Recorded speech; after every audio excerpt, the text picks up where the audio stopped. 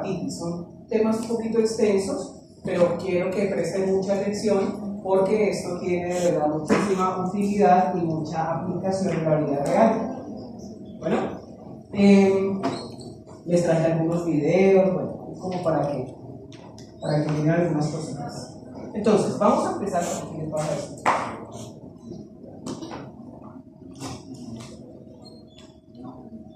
Vamos a empezar con la clase de virus respiratorios. ¿Por qué siempre se enseña esto? ¿Por qué es tan importante que ustedes aprendan esto? Primero que todo porque es el motivo de consulta más frecuente. ¿Cuál es el motivo de consulta más frecuente a los servicios de urgencias?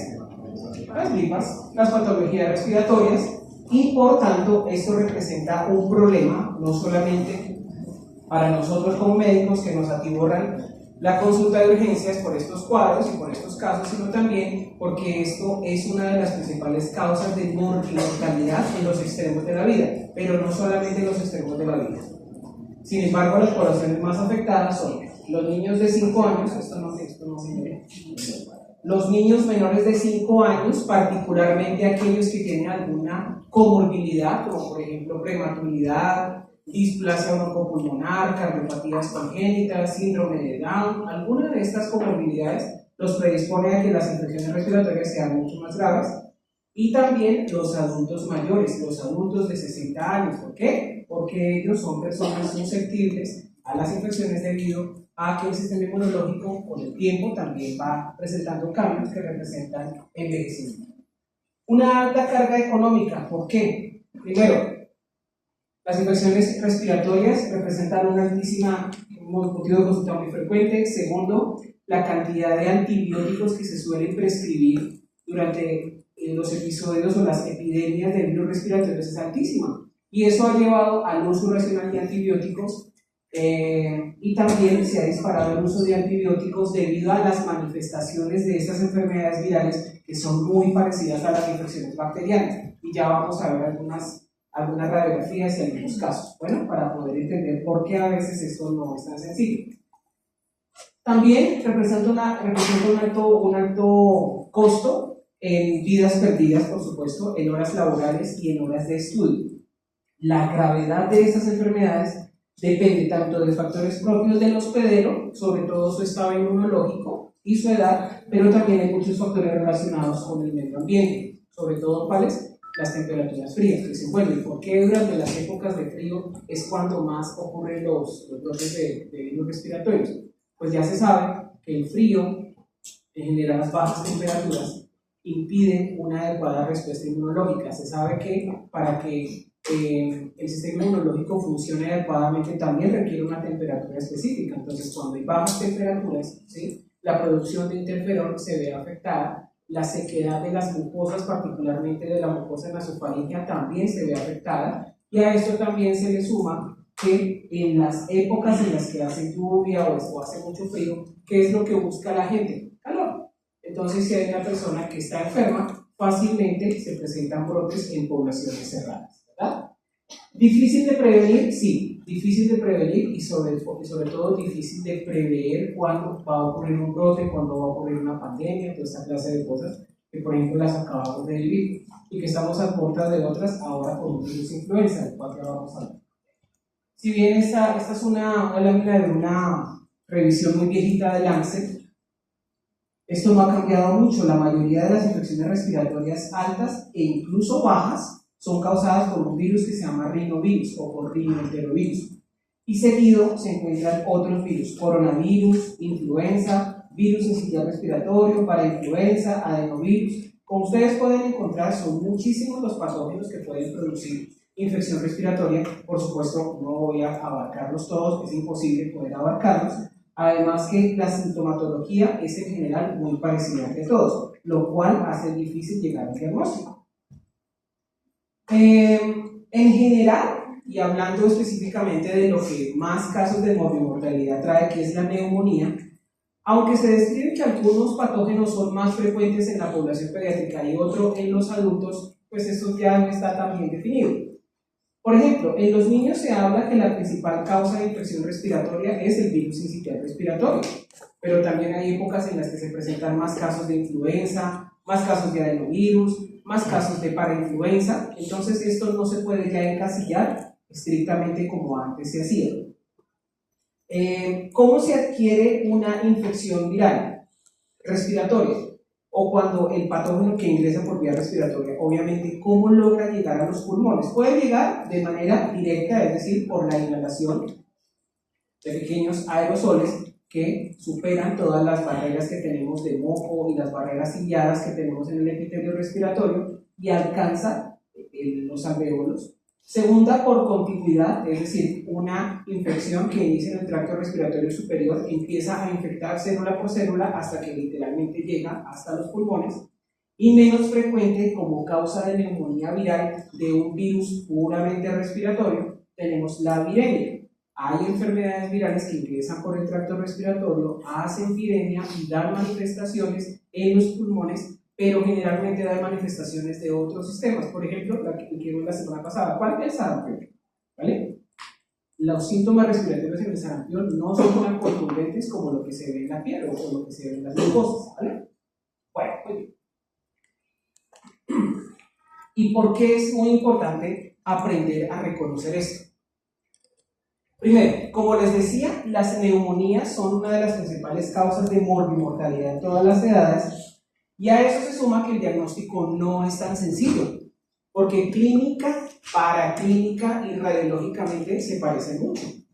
Y eso lleva sobre todo a malas interpretaciones e incluso al abuso de antibióticos, o por el contrario, a que nos confiemos en que no es tan grave el asunto y resulta que sí puede ser grave. Entonces, aquí les presento esta tabla, es un poquito también viejita, ya tiene unos 10 años, pero sigue siendo válida, aunque tiene excepciones que les voy a mostrar, y es cómo hacemos cuando sospechamos que un paciente tiene una sintomatología que creemos es causada por un cuadro viral y cuando sospechamos que es de un origen bacteriano. Entonces, la edad, dice esta tabla, la mayoría de las infecciones virales ocurren en niños menores de 5 años y mayores de 65. Sí y no, porque en jóvenes como ustedes también puede ocurrir neumonías virales, incluso siendo personas por demás inmunocompetentes. Dice, las infecciones bacterianas ocurren sobre todo en los adultos. Falso. También pueden ocurrir en los niños, aunque no son la primera causa de neumonía en los niños, las bacterias no son, sobre todo los virus. El estatus epidémico, se presentan brotes en infecciones virales, sí, lo que les decía, sobre todo en épocas de frío o lluvia, sí se presentan más brotes epidémicos, y las infecciones bacterianas sí se presentan a lo largo del año y pocas veces se asocian a brotes como tal. El curso de la enfermedad dice que por lo general inicia una enfermedad viral de un curso lento. Es el paciente que empieza con rinorrea, con malestar general, con tos, dolor de garganta, y con el paso del tiempo empeora y termina con una neumonía. Sí y no, a veces el cuadro es muy agresivo, muy rápido, sobre todo en virus como SARS-CoV-2 o como influenza. En los adultos, en las neumonías bacterianas sí es mucho más frecuente ver un deterioro respiratorio clínico en comparación a lo que ocurre con las neumonías virales. El hallazgo auscultatorio, esto se refiere al hallazgo auscultatorio. Cuando ustedes empiecen a rotar y a usar su fonendoscopio, se van a dar cuenta que muchas de las neumonías de origen virales, pero no todas, la auscultación recuerda o revela un sonido que se llama una sibilancia o un silbido, ¿sí? Y muchas de esas se asocian a rinitis, inflamación de la mucosa nasal y a unidad de rinorrea. Pero también en neumonías bacterianas, sobre todo por bacterias de las cuales les hablarán otros docentes a lo largo del curso, sobre todo neumonías que se llaman, o patógenos que se llaman atípicos, como Mycoplasma, Clamidiófila y Bordetella, que pueden causar neumonías bacterianas en las cuales lo que se escucha no necesariamente es una consolidación o un estertor, que es lo que habitualmente se encuentra en las neumonías bacterianas, sino una sibilancia. Entonces ya se nos empieza como a colocar un poco oscuro el panorama, ¿verdad? Ay, yo les tengo que compartir el artículo de cómo se interpreta un cuadro hemático. Bueno, para que por favor, para que lo lean con mucho cuidado y entiendan eso. El recuento total de leucocitos depende de la edad del paciente, eso creo que ya se los había dicho. Es diferente el recuento de leucocitos de un recién nacido, de un lactante, de un escolar, de un preescolar, de un adolescente y de un adulto, ¿vale? En las neumonías virales se describe muchas veces que el recuento de glóbulos blancos es normal o es ligeramente elevado o incluso puede haber leucopenia y no siempre pasa eso.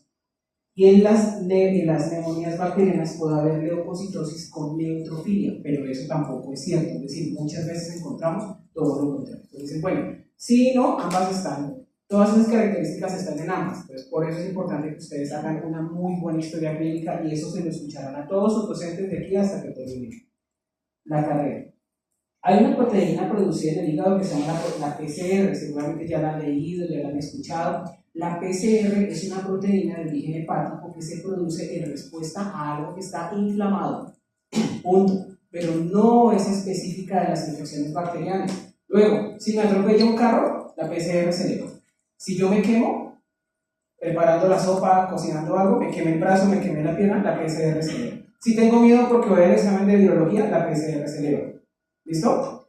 Entonces, es muy sensible, pero no es específica. Sí es cierto que muchas veces se encuentra la PCR baja o en niveles normales en las neumonías virales, pero no siempre ocurre. Y en las neumonías bacterianas puede haber un aumento importante de la PCR. Otro marcador muy importante es la procalcitonina. La procalcitonina generalmente está negativa en las neumonías virales, pero no siempre ocurre. En algunas oportunidades puede ser positiva. Y lo que sí tiene es que cuando hay una procalcitonina positiva es altamente específica de un cuadro bacteriano.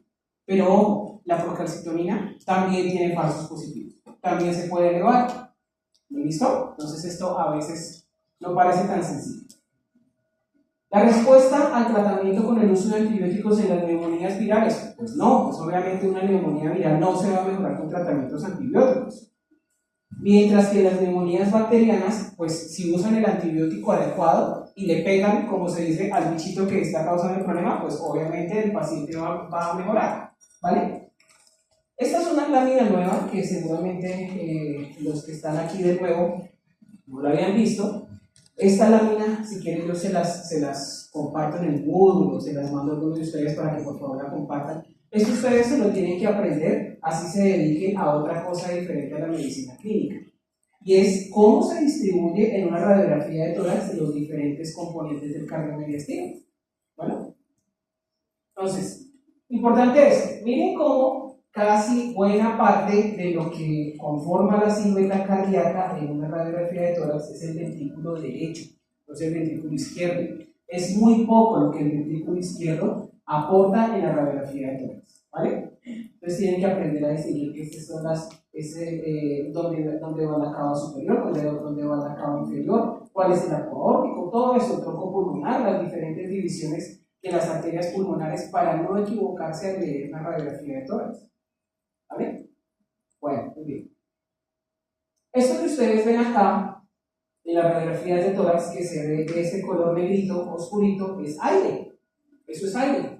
Y cuando hay aire dentro del tórax, como lo ve aquí, que es una radiografía normal, la presencia de aire se llama radiolucidez. Radiolucidez, ¿vale? Y cuando hay algo denso, como por ejemplo las costillas, la clavícula, mírenlas acá, ¿sí? La escápula que a veces se alcanza a ver, ¿sí? El tejido macizo del hígado, la cámara gástrica, a veces se alcanza a ver el vaso. Esto genera una imagen blanca en la radiografía de tórax, eso se llama radioopacidad. ¿Listo? Entonces, miremos ejemplos. Las radiografías, ojo, anoten eso y nunca lo olviden, las radiografías de los pacientes que tienen neumonías virales muchas veces muestran opacidades intersticiales.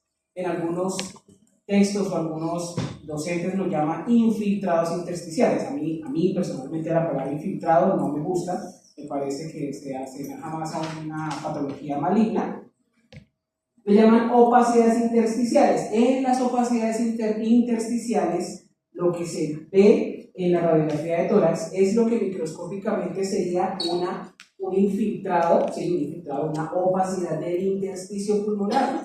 Por tanto, se ven en estas radiografías estas placas que a veces dicen que se ven sucias, ¿sí? Se ven estas rayitas así blancas que parecen caminitos, y si ven aquí que estos tienen algunas, por ejemplo aquí, a ver, ven aquí esto, que se ve algo que está rodeando esto, esa imagen radiolúcida, esto posiblemente sea una opacidad que está rodeando un bronquiolo, otros bronquiolos, y estos se llaman manguitos peribronquiales. Eso es lo que se ve en una radiografía de tórax de un paciente con una neumonía viral. Esto obviamente es un paciente pediátrico y esto es un paciente adulto. Miren cómo se ven también opacidades intersticiales, pero también se ven otro tipo de opacidades que parecen opacidades alveolares. Da una imagen como si la placa se viera sucia, y así le dicen. No es la palabra más correcta, pero bueno. Miren esto. ¿Sí ven esta imagen que pareciera tuviese una forma de triángulo? En muchas de estas neumonías virales hay un colapso del intersticio pulmonar y de los alveolos. Y esto lleva a que la oxigenación a partir de ese punto de colapso hacia la parte más distal esté completamente cerrada. Y eso causa esta imagen que parece un triángulo que se llama una atelectasia. Atelectasia. Entonces, en las radiografías de tórax de los pacientes con neumonía viral se pueden ver muchas atelectasias. No es tan frecuente ver las bacterias, ¿vale? Listo. Ahora miremos neumonías o miremos opacidades alveolares. En las alveolares lo que vemos son estos manchones blancos, esas opacidades completamente blancas. Claro, aquí puede haber algo de intersticio pulmonar, pero esas imágenes en las cuales no se permite ver adecuadamente o no se ve la radiolucidez propia de los pulmones es lo que se llama una neumonía alveolar o una neumonía consolidativa, así se llama. ¿Listo? En algunos casos puede haber tanta opacidad que se borra el seno cardiofrénico acá o se borra el seno costofrénico, lo que hace pensar que aquí puede haber líquido y eso se llama un derrame pleural. Bueno, ya les vamos a hablar de ello. Estos son fotografías tomadas de una revisión que hice. Miren, neumonías causadas por virus, adenovirus y sincitial, son virus y dan imágenes que si uno le muestra esa placa y dice usted que ve ahí, dice eso es una neumonía bacteriana.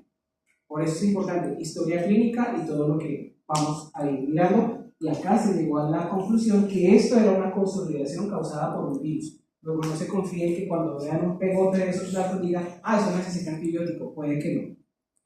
Aquí vemos otra vez una atelectasia, miren aquí, y otra posiblemente aquí. ¿Listo? Una neumonía causada por virus sincitial respiratorio. Estas radiografías, estas ya son de neumonías bacterianas, ¿sí? Y miren cómo es imposible con la sola radiografía distinguir si eso es viral o bacteriano. Hay algunos patrones que se repiten, pero no siempre es así. Miren esta imagen, es una imagen que tiene un aspecto medio circular, eso se llama una neumonía redonda. Así se llama, neumonía redonda. Bueno, esta imagen, por ejemplo, esta aquí, en la cual hay una opacidad casi total del campo pulmonar derecho, en el cual no se sabe si es líquido, si es pus, si es sangre, qué es. Hay una opacidad total del campo pulmonar derecho. Aquí vemos también otra opacidad de varios segmentos del campo pulmonar derecho y miren cómo observa esta imagen, mirenla aquí. Esta imagen que se ve así como medio gordita, ¿la ves? Esta imagen quiere decir que la pleura está desplazada y posiblemente aquí hay líquido, y eso es un derrame pleural. En ese caso, es un caso de una neumonía bacteriana, pero en las neumonías virales también puede pasar. Miren esto sí es de un pacientico que tuve en la clínica hace más o menos unos meses y medio, una niña de 3 meses con una neumonía por neumococo. Miren esta imagen que da un aspecto como si fuese una atelectasia, realmente no es una atelectasia. En este caso lo que vemos es una consolidación de los segmentos inferiores del lóbulo superior derecho. ¿Listo? Bueno, entonces, ojo con eso, la radiografía nos guía, pero no nos da diagnóstico. Ahora empecemos con algo no tan chévere para ustedes. ¿Cómo es la homeostasis del sistema respiratorio? Si ustedes recuerdan lo que hablamos al principio en la primera clase de todo lo que tiene que ver cuando hablamos de los virus transmitidos por vectores, ¿sí? También se sabe y se conoce que en todo el epitelio respiratorio hay diferentes mecanismos de defensa. Están los epitelios ciliados, la producción de mucina, todos estos métodos de barrera que lo que hacen es evitar que muchos de esos patógenos lleguen al tracto respiratorio inferior. Sin embargo, en el endotelio y en los alveolos, ¿sí? Una de las células que más se ha estudiado y que es responsable de toda la cascada inflamatoria, pues que nos defiende de todos estos patógenos, son los macrófagos alveolares. Los macrófagos alveolares son de las células más importantes que tenemos ahí, ¿verdad? Entonces, aquí lo que les estoy mostrando es simplemente que aquí tenemos el epitelio ciliado, algunas de estas células producen también mucina, tenemos macrófagos alveolares, tenemos células presentadoras de antígeno. Esto es lo que tenemos si estuviéramos completamente en un estado pues, en el que hay homeostasis. Pero ¿qué ocurre? ¿Cómo es la respuesta inmunológica? Aquí otra vez vuelve a aparecer lo que les mencioné en la primera clase, la producción de interferón gamma, la producción de interleuquinas, y dependiendo del tipo de interleuquina que produzcan las células presentadoras de antígeno, los linfocitos T0, los linfocitos residentes, van a tomar uno u otro camino. Una respuesta TH1, una respuesta TH2, una respuesta reguladora. ¿Cuál? Eso va a depender de cada individuo. Una de las principales proteínas que tenemos en el epitelio es esta, la inmunoglobulina A.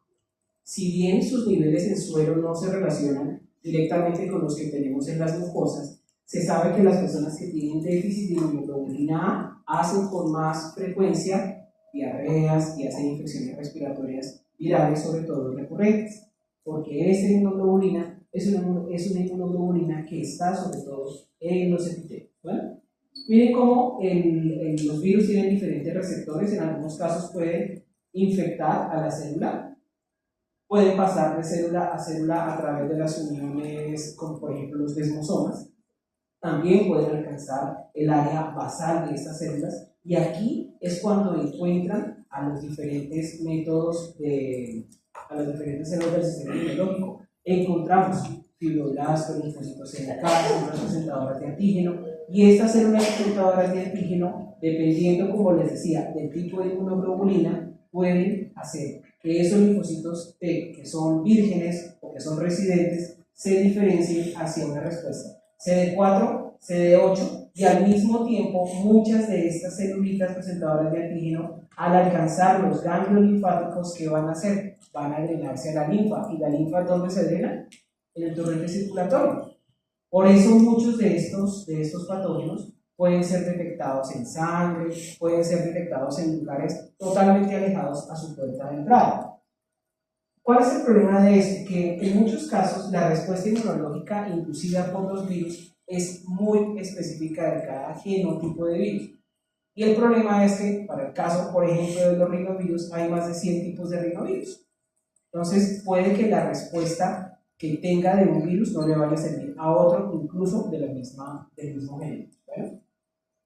Aquí vemos otra vez un poquito más detallado lo que seguramente ya ustedes han visto también con la doctora Álvarez. Miren, los virus respiratorios tienen diferentes receptores.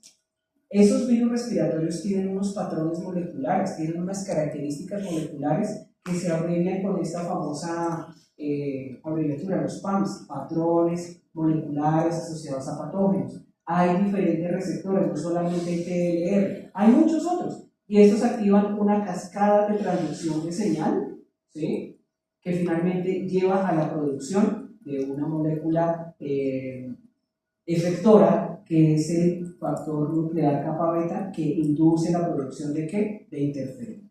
Y este interferón, ¿a dónde va? Mire, se produce interferón y va a las mismas células. Y estas mismas células, ¿qué hacen? Activan otra cascada de transducción de señal para producir otras moléculas que tienen una actividad antiviral. Eso es lo que resume esta lámina. Si ustedes ven, eso se repite en casi todos los virus, producción de interferón. No en todos, pero la mayoría tiene que ver con la producción de interferón. Recuerden que los interferones interfieren con la síntesis de las proteínas de todos estos virus. Aquí se ve también pues, un poquito enredada, un poquito densa la lámina, pero es exactamente igual.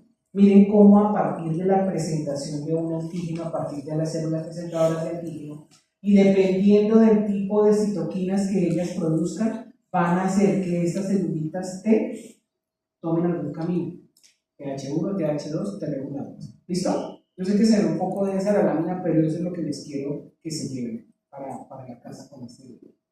Lo que no se conoce muy bien, ¿sí?, es por qué en algunas personas las infecciones virales se pasan por alto y en otras personas terminan muriéndose o terminan con complicaciones muy graves. Miren todo lo que pasó con el COVID.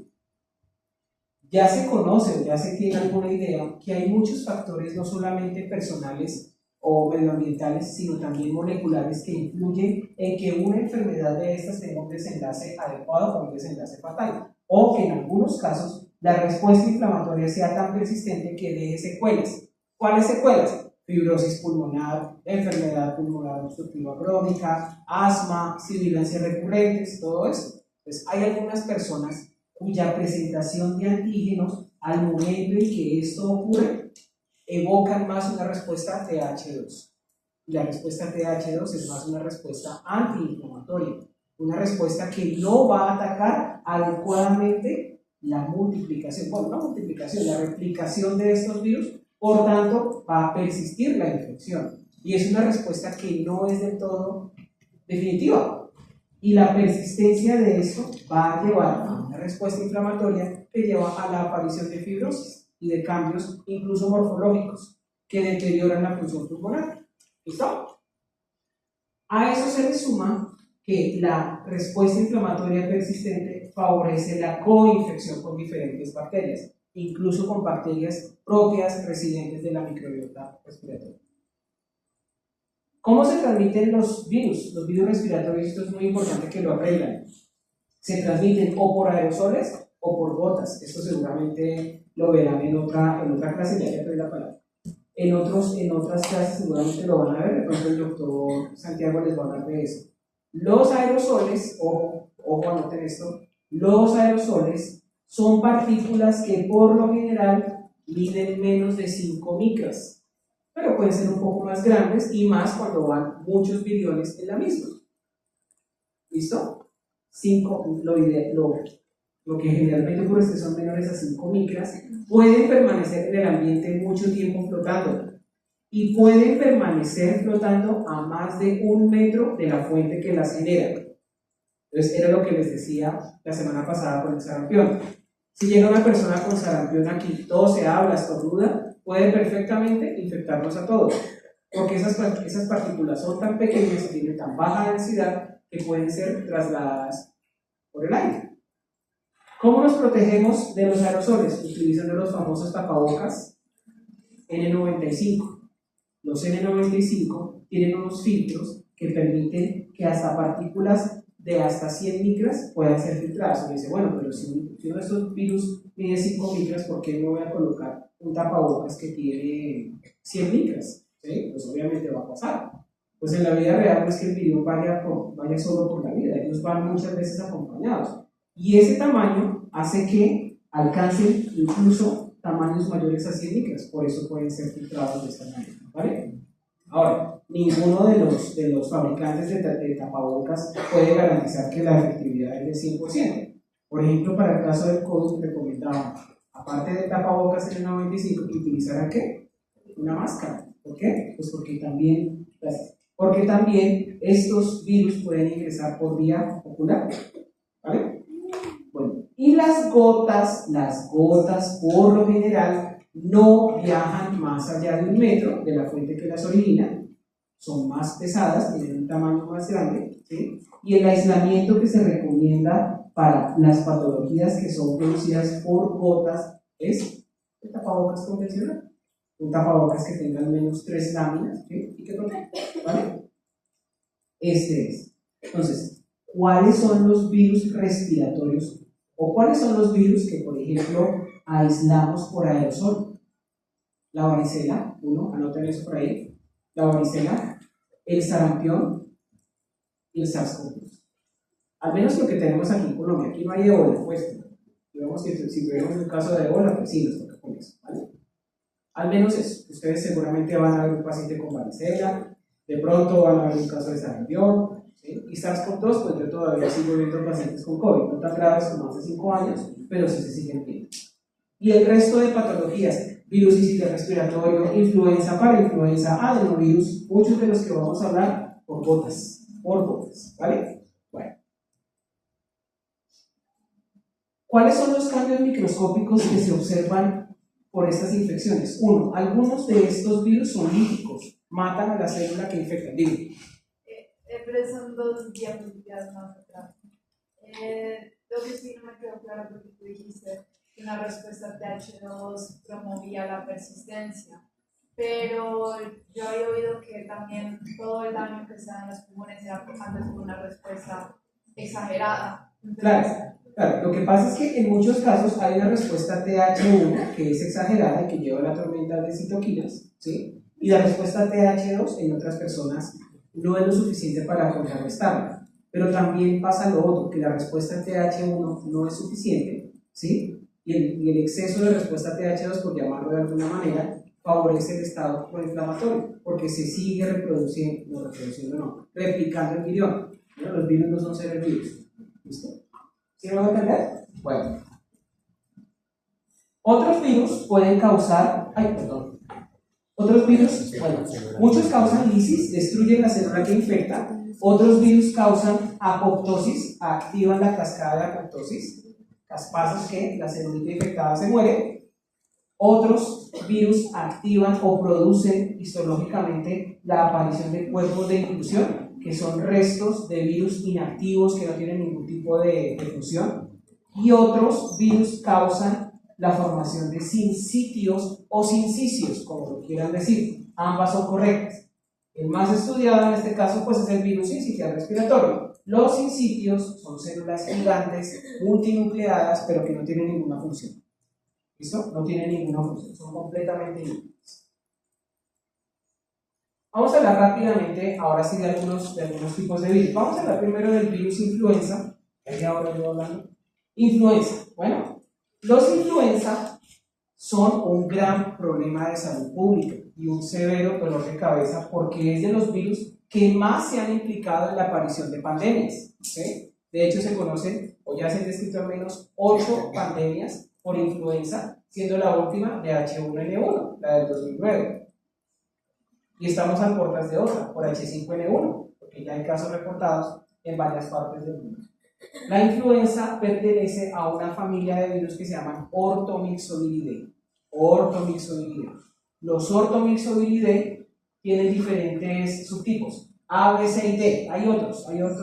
No, perdón, los influenza tienen 4 tipos. A, B, C y D, y hay otros Orthomyxoviridae que infectan a otros animales como ratas, roedores, bueno, esta clase de animales, pero que no se transmiten a los humanos. Dentro de los virus influenza, los que más causan patología en el humano son el A y el B. El pronóstico y la gravedad de la infección es igual con el A o con el B. No es que el que se infecta con A le va peor con el B, no. La morbimortalidad y en general el desarrollo y el pronóstico de las infecciones, sea por A o por B, es muy parecido. Son virus RNA de sentido negativo que tienen algo que se llaman los segmentos. Tienen 8 segmentos. Y aunque no vamos a entrar en detalle de qué produce cada uno de esos segmentos, sí me interesa que se aprendan al menos 2 o 3 de estos. Bueno, muy bien. Estos son. Es un virus que tiene envoltura y aquí vemos los diferentes segmentos. Estos segmentos me interesa que se aprendan sobre todo los que están en la membrana. En la membrana tiene 3 moléculas muy importantes.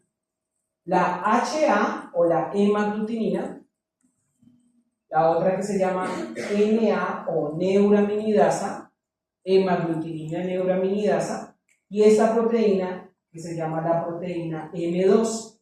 La proteína M2 es un canal iónico de hidrógeno, de iones hidrógeno, ¿verdad? El resto tienen, por ejemplo, otros de esos segmentos producen, no sé, la polimerasa, como es un sentido negativo, debe tener su propia polimerasa. Esto que aparece como PB1, PA, PB2 son polimerasa básica 1, polimerasa básica 2 y polimerasa ácida. Un complejo de 3 proteínas que conforman la polimerasa. ¿Vale? Entonces aquí no les voy a preguntar obviamente, ¿el segmento 2 cuál produce? No, señora.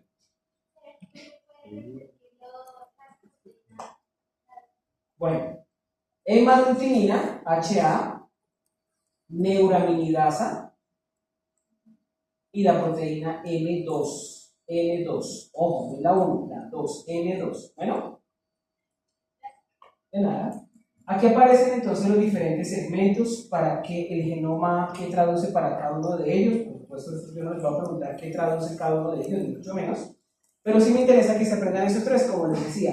La hemaglutinina y la neuraminidasa son las moléculas que están en la membrana del virus que se unen al receptor. Y el receptor del virus de la influenza se llama el ácido ciálico.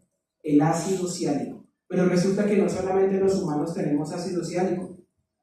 Todos los vertebrados tienen ácido ciálico.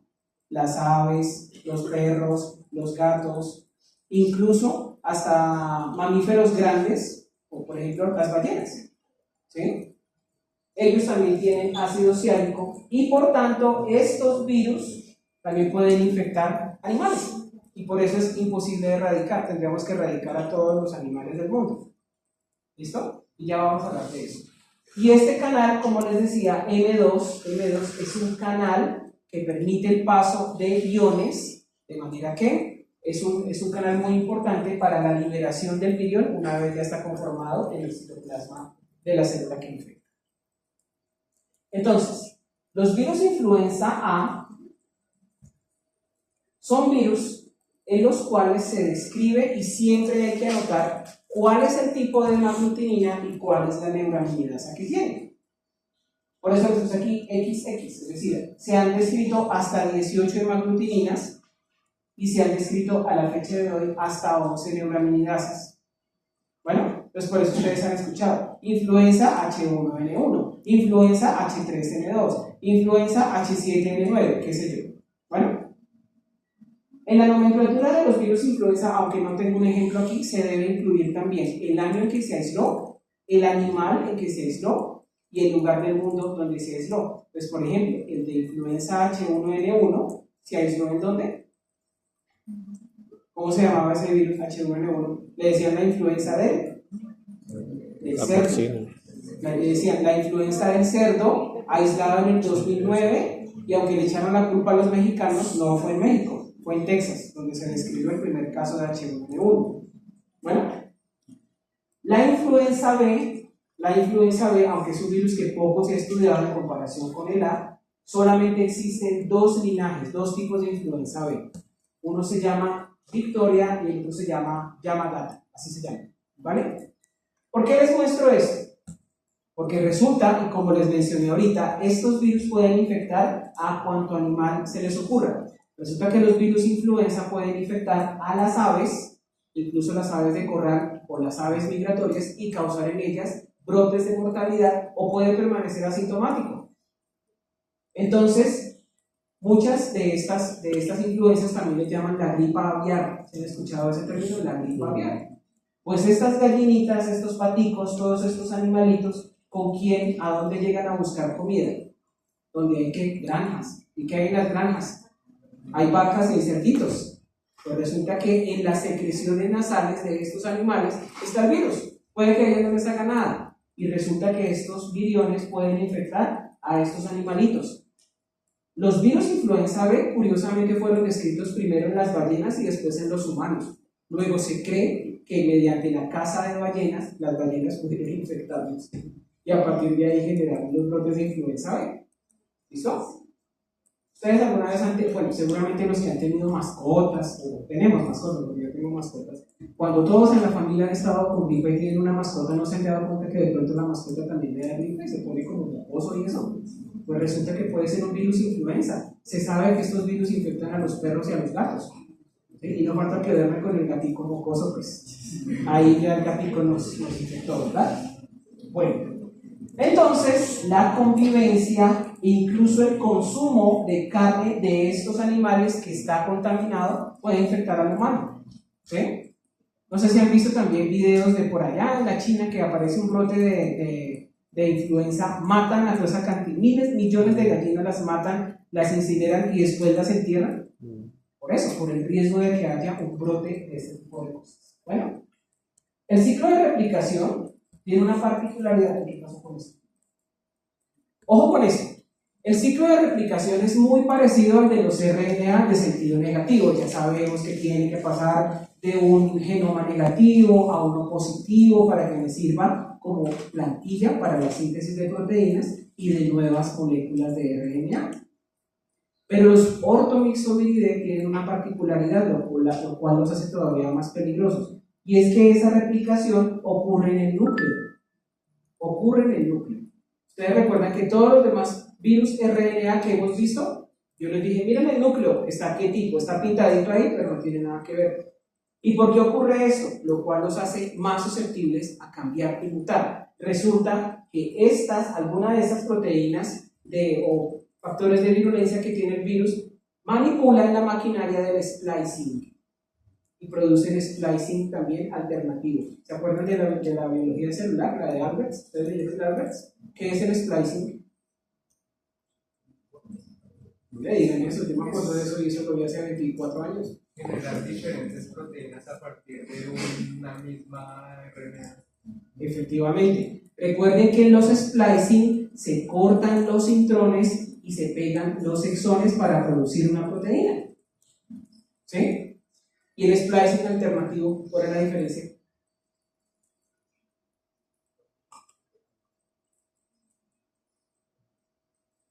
¿No? ¿Idea? No sé si aplica, por ejemplo, hay unas proteínas que dependiendo de la localización del órgano, es la misma proteína, sino que se cortó diferentes exones. Por ejemplo, la distrofina se presenta en músculo, pero también está en cerebro. Y es diferente, pero es la misma, pero es diferente el corte. Sí, eso tiene que ver. Eso tiene que ver. Es decir, a partir de una secuencia de RNA se pueden sintetizar diferentes proteínas de acuerdo a la función, de acuerdo al lugar, y también en el lugar en el que inicie la replicación. Bueno, en el que inicie, donde esté el péptido señal, el nucleótido señal para iniciar la replicación, eso puede cambiar. Los virus influenza tienen esa particularidad, ¿sí? Que seccionan sus intrones y pegan exones y producen diferentes proteínas.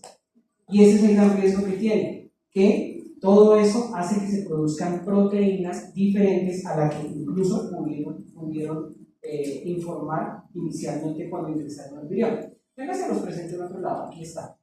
Bueno, aquí les estoy mostrando exactamente lo mismo, como a partir de un RNA mensajero de diferentes señales se producen diferentes proteínas. Pero espérenme, les muestro esto antes. Esta lámina ya no la conocen, pero bueno, y se las presento para entender por qué son tan peligrosos estos virus. Como se los dije la semana pasada, por motivos netamente académicos, siempre dibujan una célula, un virión, una célula, un virión. Pero esto en la vida real no es así. Resulta que estos viriones, una vez infectan a una célula, liberan su material genético, ¿sí? O lo liberan en el citoplasma o lo liberan en el núcleo, en este caso que es donde ocurre toda la transcripción. Miren este cambio. Aquí tenemos un virión de influenza que presenta una mutación. Al salir de esa célula que infectó, presenta un cambio en un nucleótido. ¿Quién sabe de qué proteína? Miren que aquí esto está dibujado como una pila de monedas de color naranja y aquí aparece esta rojita. Ese cambio menor se llama drift antigénico. Drift antigénico. Cambios menores que muchas veces reflejan también uno que otro cambio en un nucleótido en las proteínas como son la hemaglutinina y la neuraminidasa. Estos cambios menores no son capaces de producir pandemias. ¿Por qué razón? Porque muchos de nosotros o nos hemos vacunado o ya nos dio influenza y los anticuerpos que tenemos pueden tener alguna reactividad cruzada con estos viriones y no nos vamos a enfermar gravemente. Pero resulta que en esas células también puede ocurrir que eso no es que yo soy un virión, entonces solamente me reproduzco aquí y otro virión que se reproduzca allá. No, todo ese material genético se libera de forma desordenada y aleatoria dentro del núcleo. Entonces puede que el virión que egrese tenga material genético de este virión y material genético de este virión. Luego el material genético del virión que ingresa es completamente diferente al que ingresó. Y eso se llama shift antigénico. Y el shift antigénico sí refleja cambios mayores en las proteínas. Y esos son los responsables de las pandemias. ¿Sí? Esos son los responsables de las pandemias de influenza. Pues ahora devolvamos acá un momentico. Drift antigénico, cambios menores, habitualmente en hemaglutinina y neuraminidasa, y el chip antigénico recombinación de genomas que lleva a la aparición de pandemias. En los virus influenza, como les mencioné, puede haber inicialmente compromiso de aves o de animales de compañía o de granja, y de manera accidental o generalmente accidental, el hombre entra en contacto con ellos y ellos pues lo transmiten. ¿A través de qué? De las secreciones respiratorias o de las secreciones propias o de consumir carne contaminada de estos animales. Y los humanos también pueden infectar a los animales, lo que les decía. Todos estamos con gripa en la casa y el gatico parece como disfónico y mocoso, y eso pasa, ¿sí? Eso también pasa porque los virus se están adaptando a nuevos hospederos, ¿sí? Y no sabemos a qué nos estamos enfrentando. Después de esto, cuando hay un drift antigénico, generalmente se producen brotes muy restringidos a la comunidad donde está la persona afectada. Pero después de eso, si hay cambios mayores, si hay un chip antigénico, ya no se necesita ni siquiera de un reservorio animal para que se produzca una pandemia. Ahí es cuando aparecen estos brotes de características mundiales, ¿vale? Bueno, hacemos esto, pues no lo vamos a mencionar. El diagnóstico de la influenza es difícil por la sola clínica. El paciente presenta síntomas respiratorios, mocos, dolor de garganta, dolor de cabeza, ¿sí? Pero también puede presentar otros síntomas como por ejemplo dolor muscular y dolor articular. ¿Y eso a qué le recuerda? Aunque a un dengue, ¿sí? Luego el diagnóstico por la sola clínica no es tan sencillo. La mayoría de las personas pues tienen una evolución adecuada y se pasa por alto, da un cuadro banal, a veces fiebre, malestar general, pero se sabe también que en personas menores de 5 años, particularmente en los de 2 años y los mayores de 65, sí puede llevar a cuadros muy graves. Y si el paciente además tiene algún factor de riesgo, como estar inmunodeprimido, estar desnutrido, ser prematuro o tener alguna comorbilidad pulmonar o cardiopulmonar, pues el pronóstico puede ser peor. Otro grupo poblacional muy afectado por la influenza son las gestantes. La posibilidad de que una gestante con influenza muera es de 7 veces más la del resto de la población general. Por eso, dentro de las vacunas que se recomiendan a las embarazadas es póngase la vacuna de influenza, ¿vale? A esto se suma que muchas de las neumonías por influenza se suelen coinfectar por bacterias como Streptococcus pneumoniae, Staphylococcus aureus y un hongo, que eso se les explicará a Pilar, que se llama Aspergillus. Las neumonías por Aspergillus o las aspergilosis pulmonares no son comunes en personas por demás sanas. Se ven sobre todo en personas con antecedentes de cáncer. ¿Vale? Bueno, muy bien. El diagnóstico, pues por la clínica es difícil porque se parece a muchas cosas y entonces por eso existen diferentes pruebas. Las pruebas moleculares que tienen una sensibilidad y una especificidad muy alta, eso se lo va a dar la doctora Marta Murcia, ya se hablará de las PCR. Y lo que tenemos en muchos de nuestros hospitales son simplemente pruebas rápidas en las cuales se toma un hisopado nasal, se coloca en un cassette y eso da colores, así como una prueba de embarazo. Eso es una inmunocromatografía. ¿Cuál es el problema con esas pruebas? Que tienen una baja sensibilidad. La mayoría da negativos, negativo, y el paciente sí está enfermo, ¿vale? ¿Se siguen usando? Sí, porque es que una inmunocromatografía vale 80.000 pesos, mientras que una PCR vale 1.200.000 pesos, ¿sí? Y en muchos casos ni siquiera se indica, porque si el paciente no tiene algún factor de riesgo, pues el manejo es estrictamente sintomático. O sea, le dan acetaminofén, hidratación, y váyase para su casa y que se mejore. Bueno. Sí, hay mucho estudio en lo que tiene que ver con los antivirales y dentro de los antivirales los que más se utilizan actualmente son estos medicamentos, los inhibidores de la neuraminidasa. El más conocido y seguro lo han escuchado se llama oseltamivir. El oseltamivir es un inhibidor de la neuraminidasa. Al unirse a la neuraminidasa, pues ¿qué va a evitar? Pues que se une el virión a la célula que quiere infectar. Años atrás se utilizaba un inhibidor de la proteína M2 de ese canal iónico de hidrogeniones. Ese grupo de medicamentos se llamaban adamantanos, rimantalina, amantalina, todos estos, pero ya ninguno de esos se usa porque estos virus han mutado tanto que la proteína M2 ya no se utiliza.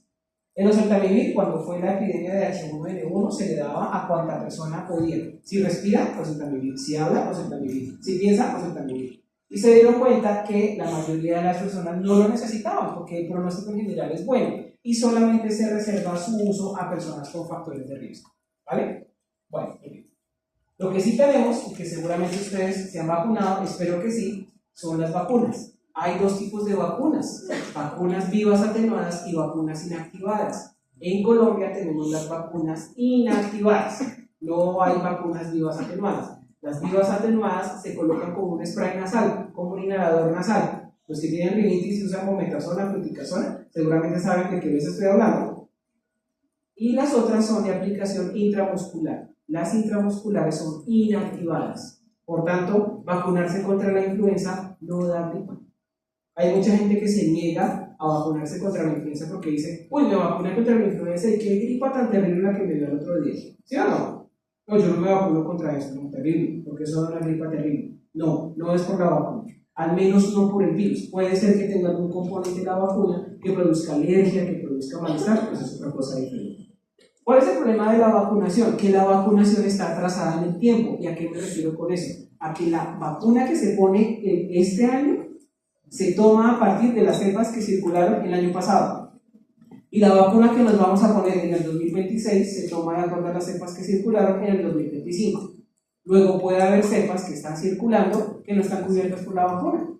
Bueno, y a eso se suma que infortunadamente la posibilidad o la eficacia de estas vacunas no suele superar el 55-60%. Vamos a hablar rápidamente de los adenovirus. Los adenovirus son virus que ustedes ven clásicamente en los textos de virología, como esa imagen de un hexágono, ¿sí? Que tienen todas estas espículas o todas estas proyecciones desde su núcleo cápside, que se llaman los exones y los pentones, así se llaman. Es un virus que no tiene envoltura, son virus muy resistentes en el medio ambiente y que pueden causar cualquier cosa.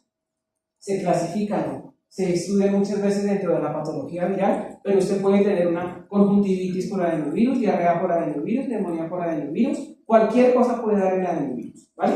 Pero generalmente se estudian dentro de los que tienen que ver con los episodios de patología respiratoria, son muy resistentes y no son exclusivos de los humanos. Existen muchísimos adenovirus, pero a diferencia de lo que pasa con los influenza, no se describe regularmente que haya un virus de las aves, por ejemplo, que infecte a los humanos, o de los ratones que infecte a los humanos siendo un adenovirus. Suelen ser muy específicos para cada vertebrado, ¿vale? Bueno. El genoma es un genoma de DNA de doble cadena, y por tanto, parte de su ciclo, o no, parte no, su ciclo de replicación también está en el núcleo. Esta lámina lo que les quiere mostrar es cómo existen genes en ambas cadenas, ¿sí?, del virión. Es decir, hay unos genes que están codificados en la cadena 5'3' y otra que está en la 3'5'. Es solamente lo que les quiere mostrar esta lámina. Mañana hablaremos de herpes, pero me les voy adelantando. Los adenovirus tienen 3 fases de replicación. La primera fase de replicación, una vez ocurre su unión al receptor, es la liberación y la ruptura de la nucleocápside por una membrana endocítica, ¿sí? Y ese genoma se libera o es llevado, sobre todo por microtúbulos, por estos sistemas de movilidad del citoesqueleto, pueden llegar al núcleo. Y en el núcleo ocurre la replicación en 3 fases. La primera se llama la transcripción de los genes muy tempranos. Las proteínas que se producen a partir de ahí producen o activan la segunda parte de la transcripción, que se llama la transcripción de los genes tempranos. Y lo que se produce de los tempranos activa la transcripción de los genes que se llaman tardíos. Muy tempranos y tardíos. Eso también ocurre en los virus herpes, ¿vale? ¿Listo? Esto es lo que les quiere mostrar esta lámina, no vamos a entrar en detalle, mucho es. Miren estas radiografías, otra vez volvemos a las radiografías. Miren esta imagen, una imagen que tiene un aspecto de una consolidación, ¿qué? Esta, ¿qué les parece? Alveolar, eso es una consolidación alveolar. está seguramente afectando el lóbulo medio. Miren esta, opacidades alveolares que ocupan casi los 2/3 de los campos pulmonares. Aquí ni siquiera se alcanza a ver bien la silueta cardíaca, no se sabe hasta dónde va el ventrículo izquierdo. Aquí tampoco se ve muy bien la aurícula. Miren esta, opacidades alveolares, aunque aquí también hay algunas reticulares, y aquí se ven algunas reticulares también muy tenues, pero son de pacientes con neumonías por adenovirus. ¿Listo? Tratamiento no hay, vacuna tampoco. Entonces, el problema con los adenovirus es que producen brotes muy fuertes y los casos de mortalidad son muy altos en las personas que tienen algún tipo de factor de riesgo. De los paramyxoviridae ya les había hablado un poquito en la clase pasada cuando hablamos del sarampión. Sin embargo, aquí vamos a hablar de los paramyxoviridae, pero que tienen más implicación respiratoria. El más importante de todos es el virus sincitial respiratorio. Y como se los digo a todos ustedes cada 6 meses, mi dolor de cabeza. El virus sincitial respiratorio es la principal causa de neumonía viral y de bronquiolitis. Bueno, pues como soy pediatra, pues tengo que ver esto. El virus sincitial respiratorio es un paramyxoviridae, pero que pertenece a otra familia. Se llaman los neumovirus. ¿Listo? Neumovirus. Existen 2 tipos de sincitial, el A y el B.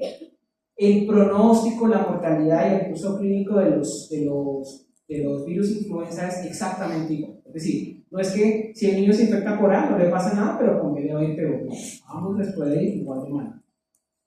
Es un virus RNA de sentido negativo, mírenlo, 3', 5', en la cual a partir de más o menos unos 10 genes que tiene se producen 11 proteínas. Luego hay posiblemente una están sobrelapados algunos de los genes que se producen. Y quiero que aprendan, de este sí me interesa que se aprendan, bueno, estas 2 proteínas, las 2 más importantes del virus sincitial respiratorio, y que me interesa que se aprendan, son estas 2. La proteína de fusión, o la proteína F, y la proteína G, la proteína de anclaje. Por ser virus envueltos, tienen su membrana lipídica. Por ser virus de sentido negativo, tiene su polimerasa, ¿sí? Entonces, esto es lo que vemos acá. La proteína G y la proteína F. La diferencia entre el virus sincitial respiratorio A y B tiene que ver con algunos pequeños cambios en lo que tiene que ver con los nucleótidos que terminan traduciéndose en la proteína G y otros con la proteína F. Y también algunos cambios en nucleótidos en las polimerasas que tienen estos virus. Pero en general, pues igual y no hay mayor división. Esta lámina, aunque se ve un poquito compleja, vuelve a mostrar exactamente lo que les he dicho durante lo que llevamos del curso. Miren cómo a partir de un RNA negativo, ¿sí?, hay una cadena de sentido positivo y a partir de esta positiva se producen ¿qué? Las diferentes proteínas. Mírenlas aquí. ¿Listo? Acá tenemos un RNA de sentido positivo, aquí tenemos discriminados en qué orden están colocados todos los genes que traducen las diferentes proteínas, se transcriben y se traducen a proteínas. Miren, el núcleo aquí no tiene casi nada que ver, o nada que ver, y lo que ocurre aquí es que el ensamblaje de los nuevos viriones ocurre en el retículo endoplásico y en el aparato de Golgi se ensamblan nuevos viriones y estos son finalmente exocitados. Pero miren esto, también tiene la capacidad de pasar a otras células por las uniones intercelulares. Bueno, entonces el sincitial respiratorio puede empezar con un cuadro respiratorio alto, y esa es la historia típica, es que empezó con moquitos y tosecita y ahora el niño no puede respirar. Y esto es lo que lo explica. Bueno, porque son virus que por lo general se transmiten por gotas. ¿Ok? Y resulta que todas estas proteínas tienen alguna capacidad antigénica. Dependiendo la proteína que exprese el virus, hay o no mayor producción de anticuerpos. Esta proteína, que se representa con esta letra que se llama O en barra, no sé cómo se llama esto en español y se le dice O en barra, porque esta es una letra que existe solamente en algunos alfabetos de lenguas nórdicas, en español se dice O en barra, es una proteína que se llama la proteína pre-F, la proteína de prefusión. Anoten eso por favor, anótenlo. La proteína de prefusión. La proteína de prefusión es una proteína que es altamente antigénica, y ya van a ver qué importancia tiene eso. Las otras proteínas que tiene la proteína F, o los otros componentes que tiene esa gran proteína F, son menos antigénicos, ¿vale? Pero esta es muy antigénica y resulta que desde hace 3 años ya tenemos algo para que el sincicial no sea más ni dolor de cabeza ni seamos cabeza. Que es un medicamento que inhibe esa proteína, ¿vale? Bueno, muy bien. Aquí vemos rápidamente, volvemos a lo mismo de siempre.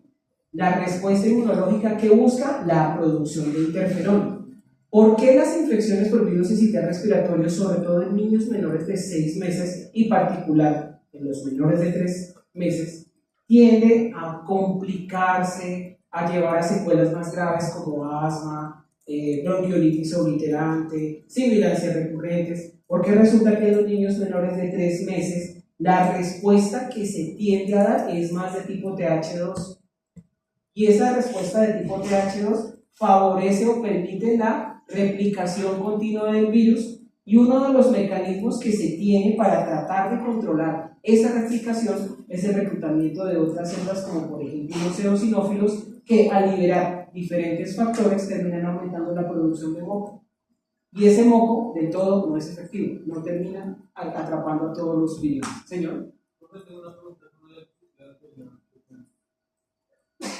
No tiene muy bien lo de que la barra es la misma F0 que luego se... No, esta que se, O en barra es un pedacito de la proteína F que se llama la proteína pre-F, es decir, la proteína F sufre diferentes cambios, ¿sí? Aquí la vemos antes de la fusión con la membrana lipídica de la célula que infecta, y aquí vemos la distribución espacial de esa proteína F cuando ya se ha unido. Esto que está dibujado en verde es el lugar de la proteína F antes de fusionarse. Y antes de fusionarse, este pedazo, estos epítopos que están acá son muy inmunógenos. Pero cuando ya está fusionada, mire que aquí ya fusionada casi no se ve, o prácticamente no hay proteína O en barra. ¿Me hago entender? Entonces, esto es lo que se ha utilizado desde hace más o menos 3 años para encontrar un tratamiento, más que tratamiento, una prevención para la infección. ¿Listo? Eso es lo que les quiero mostrar en esta línea. Y aquí ya viene la clínica. Entonces, ¿cómo es la clínica de los pacientes con bronquiolitis? Aunque si bien el sincicial no solamente causa infecciones en niños menores de 5 años, 2 años, lactantes, sino también en adultos mayores, eso es un motivo de consulta súper frecuente. Entonces, el motivo de consulta de la bronquiolitis es que el niño tiene dificultad para respirar y le suena el pecho, así dicen las mamás, es que le suena el pecho, es que le ronca el pecho, y eso tiene una explicación semiológica, o sea, la semiología tiene una explicación también clínica. ¿Cuál es esta? Resulta que como esa respuesta es predominantemente antiinflamatoria, aumenta la producción de moco.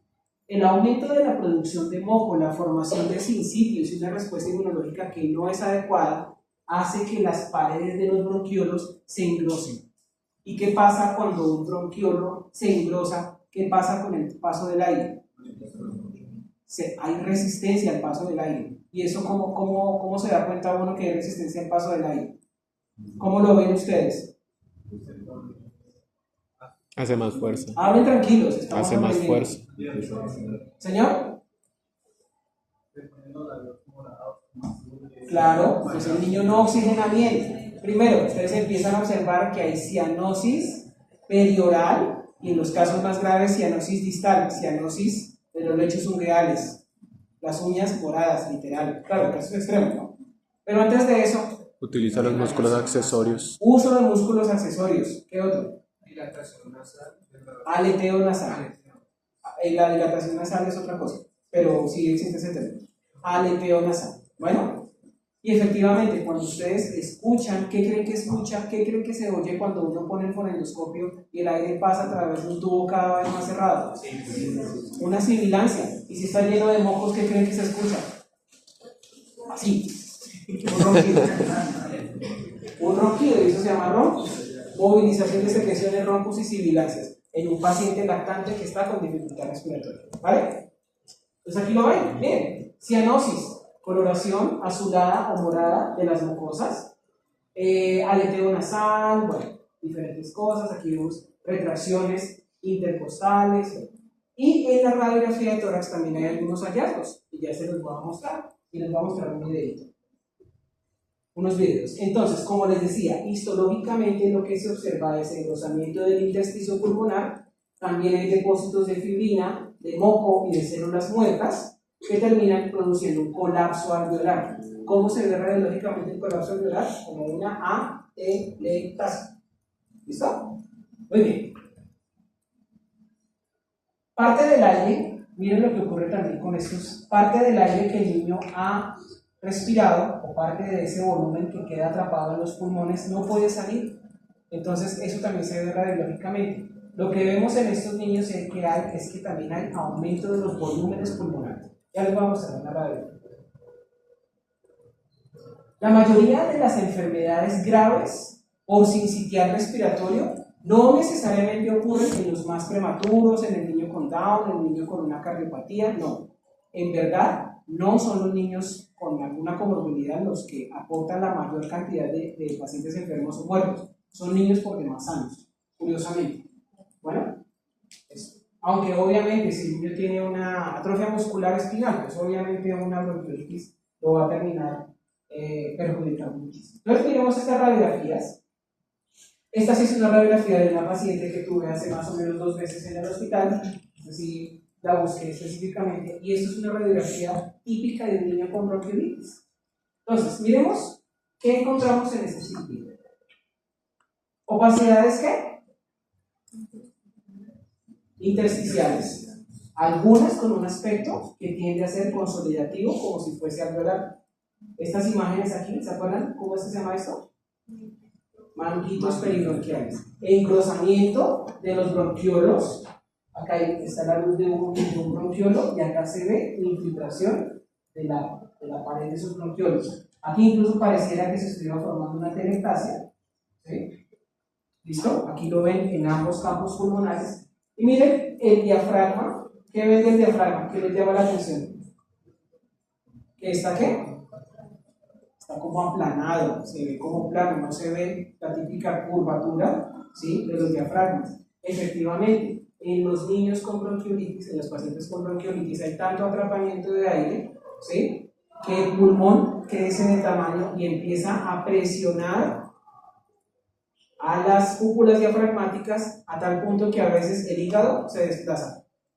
Entonces, por eso, y eso lo muestra esta lámina, en algunos casos se puede palpar el hígado, pero no es que el hígado haya descendido porque esté desligado, no sé cómo llamarlo, sino porque el volumen de aire en los pulmones crece tanto que empieza a desplazarlo. ¿Sí? ¿Sí me hago entender? ¿Sí? Bueno, muy bien. Y miren aquí otra, de este mismo chiquitín, es una niña, no puedo entender. Esto también se ve en la proyección lateral. ¿Qué es esto? Aire. Entonces, en las proyecciones laterales de los pacientes con crisis de asma, con sibilancias o con bronquiolitis, es muy frecuente encontrar aire detrás del esternón, y eso se llama aire retroesternal. Eso es puro atrapamiento de aire. Está tan lleno de aire el pulmón que incluso puede oprimir el cardiomediastino y parte de las estructuras o de los lóbulos pulmonares se van incluso por delante del corazón. Y eso es lo que se ve en las imágenes laterales, opacidades intersticiales y la silueta cardíaca. Y esto es una imagen también de un paciente con una crisis asmática exacerbada por un sincitial. Mírenlo aquí, aumento de los volúmenes pulmonares. Acto de fe, siempre digo eso. Aquí, aunque no me crean, se alcanza a ver algo de radiolucidez, a pesar de que ahí está el hígado. ¿Qué quiere decir eso? Que a veces, en algunos casos, es tanto el atrapamiento de aire que parte del tejido pulmonar pareciera que se estuviera yendo detrás del hígado. Atrapamiento de aire, ¿cómo lo notamos? Contemos los espacios intercostales. 1, 2, 3, 4, 5, 6, 7, 8, 9, 10. Casi 10 espacios intercostales. Eso no es normal. ¿Vale? ¿Cómo ven el corazón? ¿Cómo lo ven? Grande, chiquito, aplastado, aplastado. ¿Por qué? Por atrapamiento aéreo. ¿Y cómo creen que el corazón mantiene el gasto cardíaco cuando está siendo comprimido? ¿Qué hace el corazón? Más rápido. Hace taquicardia. Taquicardia. Esto es un mecanismo para compensar el gasto cardíaco. Entonces miren cómo con cosas semiológicas muy sencillas y que ustedes con la fisiología, porque no necesitan ver semiología, ya lo pueden ir entendiendo, ¿vale? Entonces la terapéutica busca que todo ese moco se mueva, que todos esos bronquiolos que están cerrados se abran. ¿Para qué? Para que el aire entre y salga con más facilidad. Eso es. Ahora, como les dije, pues esto no es solamente de los niños, también en los adultos es un gran problema. En los adultos mayores, incluso ya se sabe que las infecciones por virus sincitial respiratorio favorecen o incluso pueden aumentar el riesgo de infarto agudo del miocardio o de accidente cerebrovascular. No tengo la explicación de la fisiopatología, se la buscaré, no lo sé. Y también se sabe que en estas personas que ya sufrieron, por ejemplo, infartos, todo este tipo de patologías cardiovasculares, una infección por virus sincitial pues hace que su gasto cardíaco y todo esto pues sea peor. Aunque el término bronquiolitis no se usa en adultos y ni se les ocurra decir a un internista la palabra bronquiolitis porque lo sacan de la rotación, ¿sí? Microscópicamente y radiológicamente se ve lo mismo que se ve en el niño. ¿Qué tiene que decir ahí? Engrosamiento bronquial, qué sé yo, pero jamás vayan a decir bronquiolitis a un internista, por favor, bueno, en un adulto. Y esto es lo nuevo. Esto es la maravilla y esperemos que llegue pronto a Colombia, y es que como no existe como no existe un tratamiento más allá de si está con dificultad respiratoria, póngale oxígeno. Si tiene fiebre, dele doble. Si está deshidratado, hidrátelo. Como esto no tiene tratamiento, y desde hace muchos años se han investigado muchas vacunas, pero las vacunas previas inactivadas con formol dieron resultados desastrosos. Estos laboratorios, ¿sí?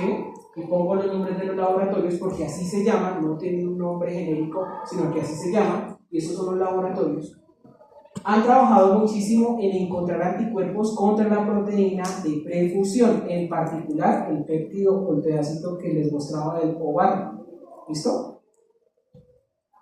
Entonces, existen ya, aunque no son estrictamente vacunas, ¿sí? No son estrictamente vacunas, ya existe la aplicación de algunos anticuerpos monoclonales específicos que protegen a la embarazada y que protegen al neonato, al menos durante los 2 o primeros 3 meses de vida, es cuando más complicada es la bronquiolitis.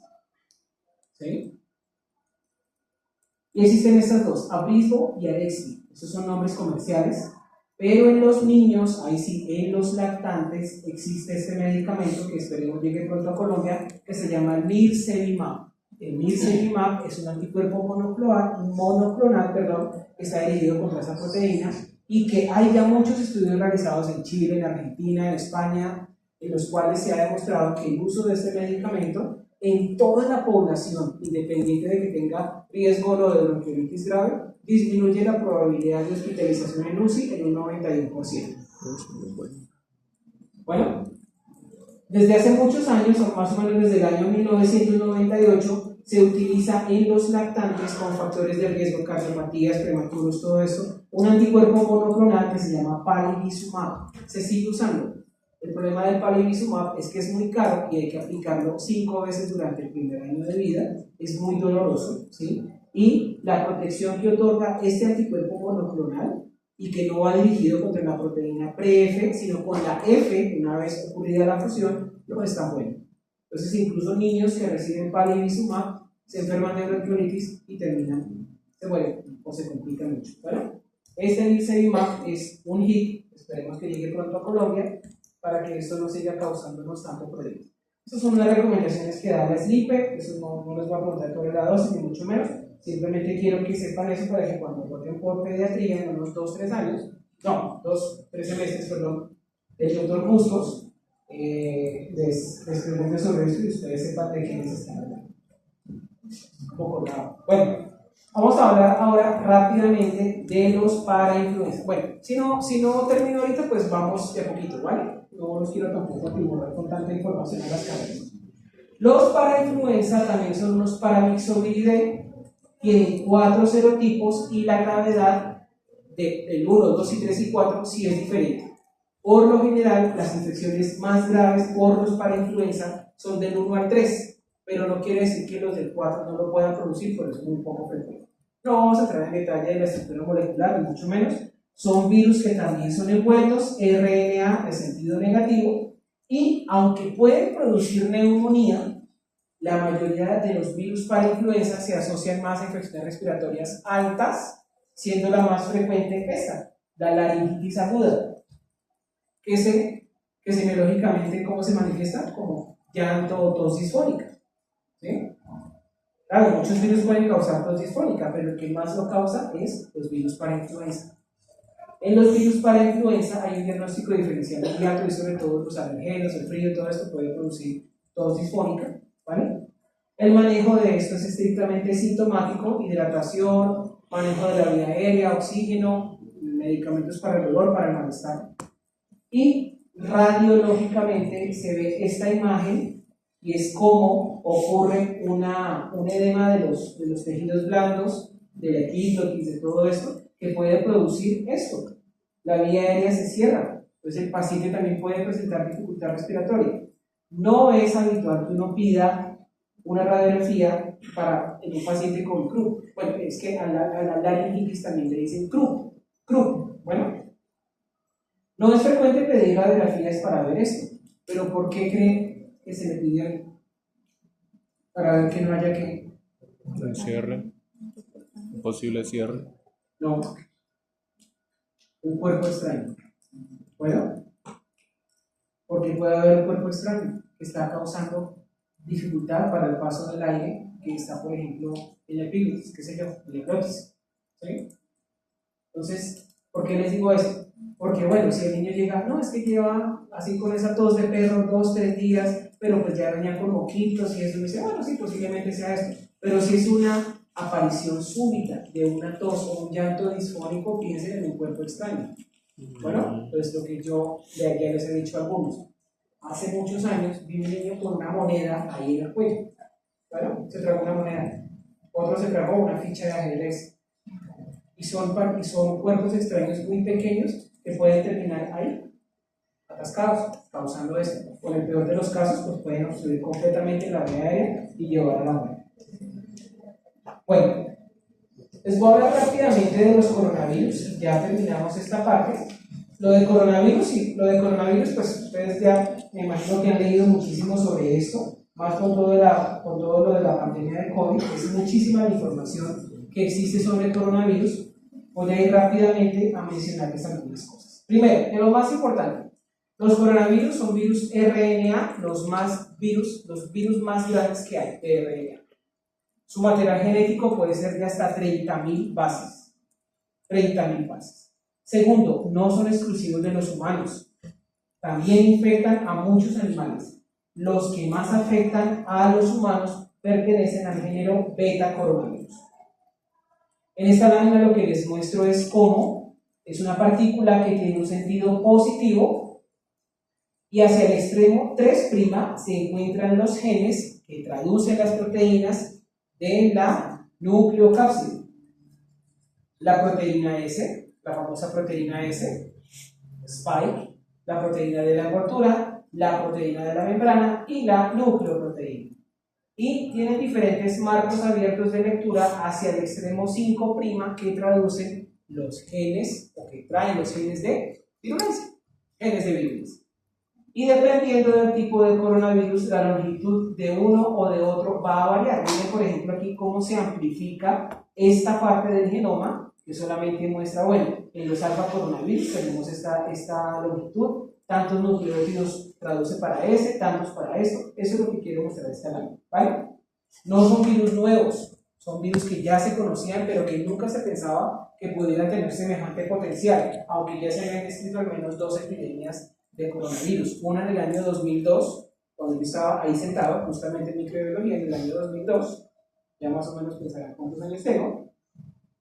Y otra en el 2012, cuando estaba terminando pediatría, hubo otra epidemia de SARS. No se llamaba SARS, se llamaba MERS. Bueno, los coronavirus, por ser virus de sentido positivo, pues tienen un ciclo de replicación muy parecido al cual hemos visto y no voy a entrar en detalles con con esta lámpara. Como les mencioné, son virus que producen infecciones en muchos vertebrados. Y el temor con esto es lo que sabemos ocurrió hace 5 años, que muy posiblemente el virus se adaptó a una nueva especie. Estos coronavirus infectan sobre todo a murciélagos, infectan a ratones, infectan a animales vertebrados pues con una evolución diferente a la nuestra y que se adaptan rápidamente a unos hospederos intermediarios que resultan ser víctimas de esto. Entonces, hay un hospedero intermedio, en algunos casos son los camellos, por ejemplo lo que pasó en Arabia en el 2012, un brote de MERS, un virus que mataba a muchos camellos y que se adaptó al humano y resulta que era un virus de los murciélagos, ¿sí? Hay otros que se adaptan a los cerdos, a las vacas, bueno, a diferentes hospederos intermedios. El SARS-CoV-2 tiene una homología de sus genomas, de su genoma de más o menos el 97%, 96% con un coronavirus de los murciélagos, ¿sí? Por eso se cree que fue un virus de murciélago que encontró un hospedero intermedio, cuál no se sabe, se cree que son los pangolines, se cree que fue algunos perros de praderas, qué sé yo, ¿sí? Que pudo haberse adaptado a esos animales y esos animales al tener contacto con los humanos, sobre todo en estas partes del mundo donde utilizan esos animales como fuente de alimento, ¿sí? Pues pudo haberse adaptado al humano. Pero estos coronavirus tienen muchos factores de virulencia y muchos factores de patogenicidad que ayudan a evitar la respuesta inmune que muy rápidamente se adaptan al hospedero humano y permiten la transmisión a otros humanos por diferentes vías como gotas pequeñas, es decir, como aerosoles, como gotas como tal, contacto directo, contacto con superficies animadas o transfusiones, transmisión transplacentaria, de forma que ya no hay algún hospedero intermedio. Pues esto fue lo que pasó. Los primeros casos sí estaban relacionados con el famoso mercado de Wuhan, pero después de esto ya no. Muchas personas se infectaron y no tenían absolutamente nada que ver con eso. Aquí vemos una fotografía del año 2020, de cuando se hizo la desinfección de ese mercado, y este fue uno de los pobres animalitos que casi llevan a la extinción porque nunca se pudo comprobar que esto se... Bueno, esta fue rápidamente cómo fue la evolución en el tiempo. Los primeros casos aparecieron en diciembre de 2000, primeros casos en diciembre de 2019. Después aparecieron brotes a final de diciembre en China, después en otras partes del sureste asiático, como Tailandia, Camboya, Vietnam. Después aparecieron casos en Europa y en Europa se declaró ya la pandemia de SARS-CoV-2 el 11 de marzo del año 2020. Una de las cosas que facilitó la explosión de los casos en Europa fue un partido de la Champions League en Italia. Sí, es en serio. En Milán, si ustedes recuerdan, la ciudad de Milán fue una de las más afectadas. Por esa época, cuando ya el virus andaba rampante por todo el mundo, hubo un partido de la Champions, creo que era Milán-Sevilla, uno de esos en el cual había ya personas infectadas que habían estado en el Lejano Oriente y esparcieron el virus por toda Europa, sobre todo en Italia. Italia fue uno de los países más afectados. Bueno, esto es una diapositiva así rápida en la que les muestro cómo es la disposición. Aquí lo que les quiero mostrar en esta lámina es cuál es el receptor de los coronavirus. El receptor de los coronavirus es el receptor de la enzima convertidora de angiotensina 2. ¿No? Dentro de las estrategias para tratar a las personas afectadas se utilizaron inhibidores de la angiotensina. Ninguno de esos funcionó. Bueno, no era tan sencillo como se pensaba. La unión de la proteína S con esos receptores y las diferentes subunidades de ese receptor hace un cambio tridimensional que permite la fusión de las membranas y este RNA se libere en el citoplasma para llevar a cabo todo su proceso de transcripción y de replicación. Esto es muy importante, aunque este ha sido el receptor que más se ha asociado. Si ustedes recuerdan, también había personas que no tenían sintomatología respiratoria. Muchos casos de pacientes con COVID no tenían tos, no tenían gripa, tenían diarrea. ¿Sí? Entonces también se sabe que el virus tiene otro receptor, pero el más conocido sin dudas es este. Bueno, ciclo de replicación, no ya exactamente igual, no lo vamos a a mencionar nuevamente. Esta lámina creo que no debí ponerla, la que sigue se van a escandalizar. ¿Sí? Lo sabía. Pero miren, ignoren todo esto, por favor, ignoren todo esto, simplemente quiero que vuelvan a mirar esto. ¿Qué aparece aquí otra vez? Interferones. Bueno, miren, otra vez los interferones. Y dependiendo del tipo de interferón, se activa alguna respuesta, o TH1 o TH2, ¿vale? Y esta lámina creo que para la quitadera. Bueno, esto sí es muy importante. ¿Por qué razón algunas personas con COVID no les pasaba nada y otros se morían? Por algo que ya se conocía, pero no se había estudiado tanto, que es la tormenta de citoquinas. Aunque sigue estando en estudio, porque eso no se conoce del todo muy bien, muchos de estos pacientes presentaban una respuesta tardía de producción de citoquinas, particularmente de interferones y de interleuquina 6. Y la activación de esas interleuquinas o la presencia de esas interleuquinas activa muchas cosas. Por ejemplo, la cascada de coagulación, el agotamiento de los factores de coagulación, lo que lleva finalmente primero a trombosis y después a hemorragia, y también la activación del complemento. Y la activación del complemento que lleva al daño endotelial. Y el daño endotelial es donde se presenta, en el órgano que se les ocurre, en el cerebro, en el corazón, en los pulmones y en los riñones. ¿Listo? Pues muchos de estos pacientes presentaban una respuesta proinflamatoria tardía, cuya respuesta antiinflamatoria no era suficiente. Infortunadamente, muchos pacientes fallecieron por eso. ¿Vale? Aquí ya les mencioné, otra vez aparecen neumonías, aparecen colapso alveolar, fibrosis alveolar, y aquí las celulitas que más producían ese tipo de interleuquinas son los macrófagos alveolares. Los macrófagos alveolares. ¿Vale? Bueno.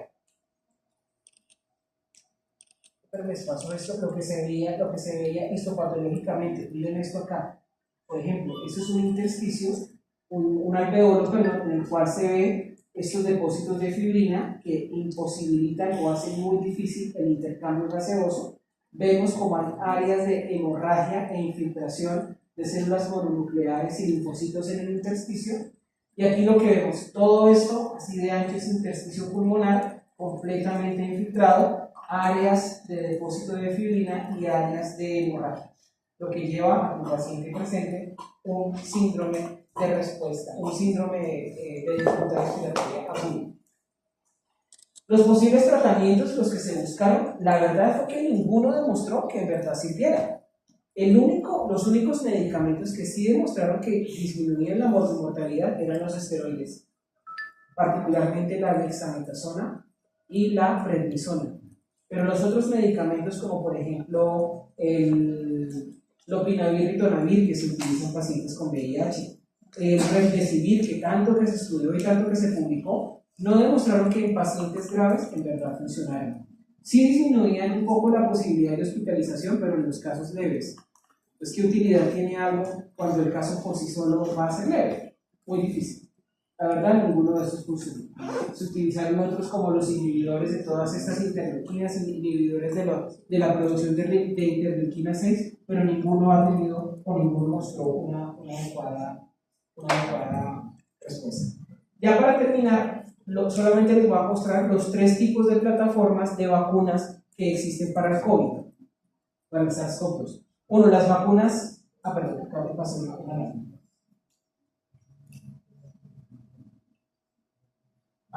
Una que son las vacunas vivas, perdón, las vacunas inactivadas. Las vacunas inactivadas.